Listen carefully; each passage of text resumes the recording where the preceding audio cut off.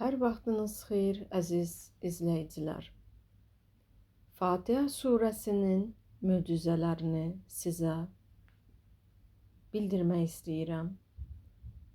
Fatihə surəsinin 7 hikmət açarı, 7 göy, 7 çakranın oyanışı, Fatihə kainatın ürəyində açılan gizli qapıdır.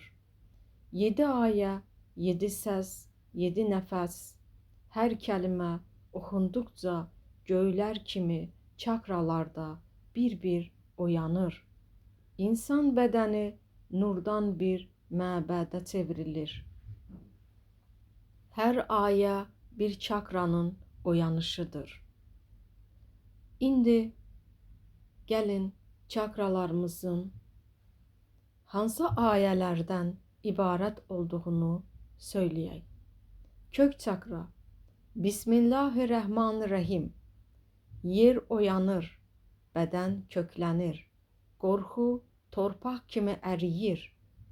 İnsan varlığını qəbul edir. Mən buradayam, həyatlayam. Sakral çakra ikinci çakradır. Elhamdülillah Rabbil aləmin. Şükür su kimi axır, duyğular yumuşalır. Ruh sevincə, yaradıcılığa, axına açılır. Günəş üçüncü çakra. Ər-Rəhmanir-Rahim.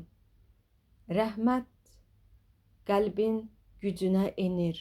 Ego sakitləşir. Qəzəb çözülür. İradə nurla işıqlanır. Ürək çakrası. Malikin yəmuddin. Ürək təslim olur. Keçmiş buraxılır. Sülh doğulur.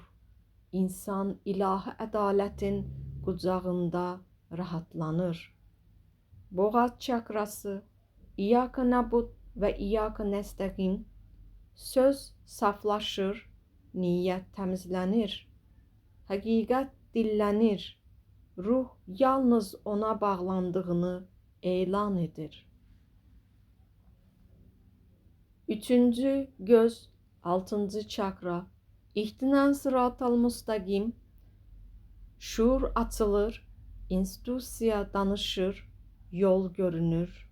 İnsan qaranlığın içində nurla yön tapır. 7. çakra, taç çakrası. Sıratəl-ləzinə ən'amtə aleyhim qeyrul məqdubu aleyhim vələddalin. Ruh göylə birləşir, nur kainatla qovuşur. Dualıq susur, yalnız birlik qalır.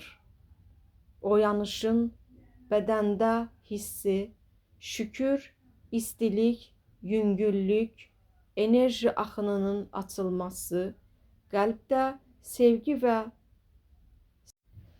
sakinlik, şuurun dərinləşməsi. Hər birinizə şifa olsun.